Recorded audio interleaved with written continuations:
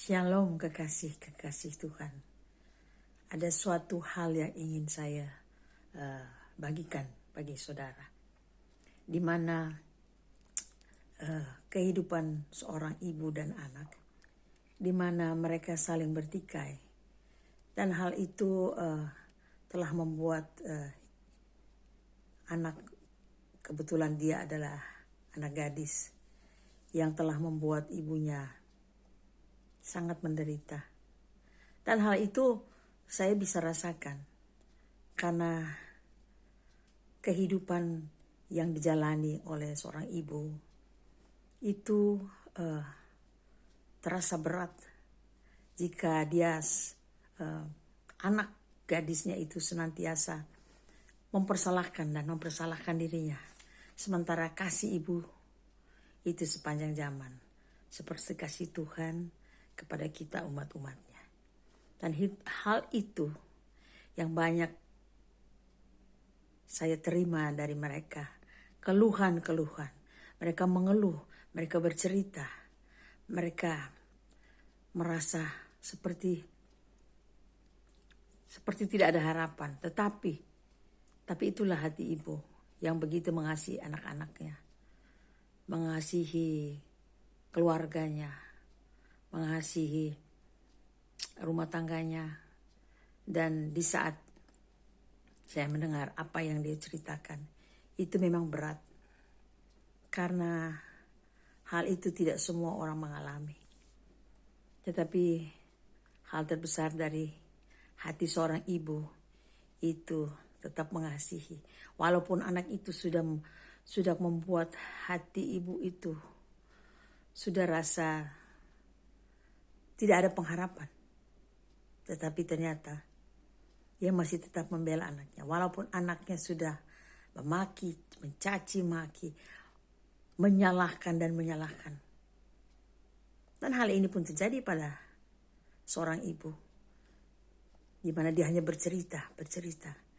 Tetapi dia mengalami hal itu, dia tidak mendapat rasa dari anak gadisnya itu penghormatan atau selayaknya seorang ibu bagaimana anak mengasihi orang tua mengasihi anak-anak mereka. Dan itu dia pendam, dia bawa sendiri di saat anaknya masih kecil. Sampai saat ini anaknya sedang menantikan kelahiran anaknya yang pertama. Dan itu memang berat. Tidak mudah, sangat tidak mudah. Dia bercerita, dia menangis, dia rasa seperti tidak ada harapan. Seperti kasihnya itu seperti kasih ibu kepada anak, ya. Dan itu saya boleh merasakan itu. Tetapi dia tinggal dalam penderitaan. Dia tidak mau memperlihatkan kepada anaknya bahwa dia hancur hati. Tetapi dia tetap mengasihi anaknya. Walaupun anaknya sudah dikatakan tidak bisa diampuni. Tetapi kasih ibu seperti hati Yesus yang mengasihi kita. Walaupun kita sudah melakukan hal dosa yang paling besar, yang paling berat, dan melukai hati Tuhan. Tetapi kasih Tuhan senantiasa menanti kita untuk bertobat. Dan hal itu yang dilakukan oleh ibu ini juga. Bagaimana dia mengasihi anak itu. Dan dia membawa perasaan itu. Dan tetap mengasihinya. Dan itu yang saya rasa luar biasa. Tidak mudah menjadi seorang ibu yang bebannya sangat besar yang dibawa dari dalam kandungan gadis ini, anak ini sampai dewasa. Tetapi apa yang dilakukan terhadap ibunya justru sebaliknya. Saya rasa dia marah kepada ibunya. Tapi dia tidak bisa berkata-kata lebih banyak. Tapi dengan tindakan dan sikap. itu terlihat sangat melukai dan seperti pisau yang bisa dirasakan bagaimana pisau kalau sedikit saja menggores di tangan kita, di jemari, dan bagaimana dengan hati. Dan itulah yang terlihat. Tetapi dia tidak mau keluar dari hal itu. Dia merasa dia tetap membela anaknya, walaupun telah sakit. Dan itu yang saya dapat pesan dari cerita yang terjadi seorang ibu dan anak yang sebentar lagi akan menimang cucu. Bagaimana dia hanya menceritakan keluhannya, tetapi dia tidak cari jalan keluar. Dia tidak mencari Tuhan. Seorang ibu. Orang ibu ini adalah, ya katakanlah, orang Kristen.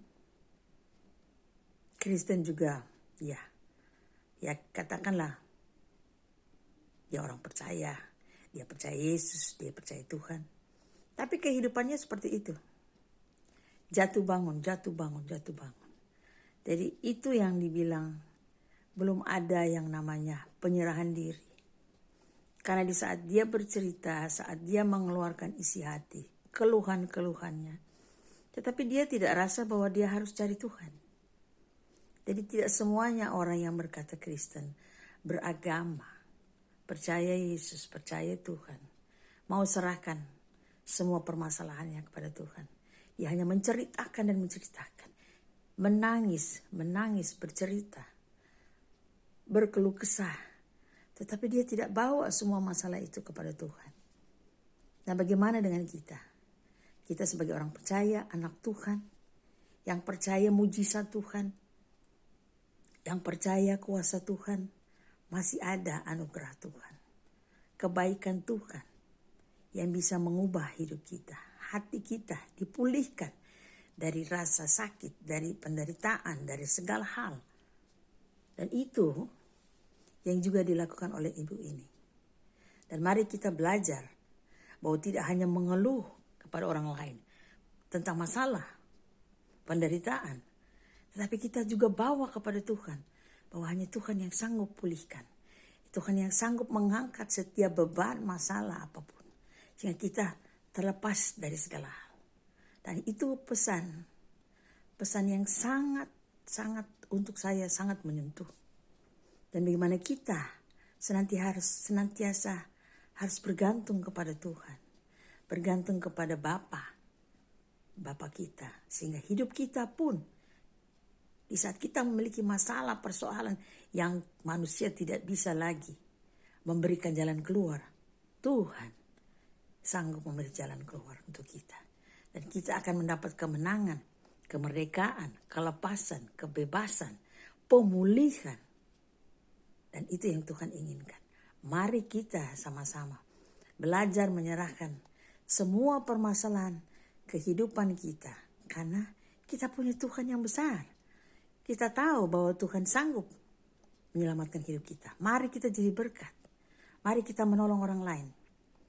Di saat mereka mengeluh, mari kita datang dan kita bertanya, maukah engkau kami doakan? Sehingga kami sama kita bersama-sama menjadi berkat untuk mereka. Sehingga mereka melihat bahwa masih ada pertolongan Tuhan untuk mereka orang-orang yang menderita. Sehingga dilepaskan Tuhan, ditolong Tuhan, dimerdekakan Tuhan. Sehingga mereka juga menerima kebahagiaan. Mereka menerima sukacita, damai sejahtera yang datang daripada Tuhan. Melalui kita anak-anak Tuhan, anak-anak terang. Dan jangan hanya sibuk dengan urusan masing-masing. Tetapi mari kita melihat di kiri kanan kita bahwa masih ada orang yang butuh pertolongan. Sekiranya ini pesan dan juga menjadi berkat untuk saya dan untuk kita semua. Tuhan Yesus memberkati kita semua. Shalom.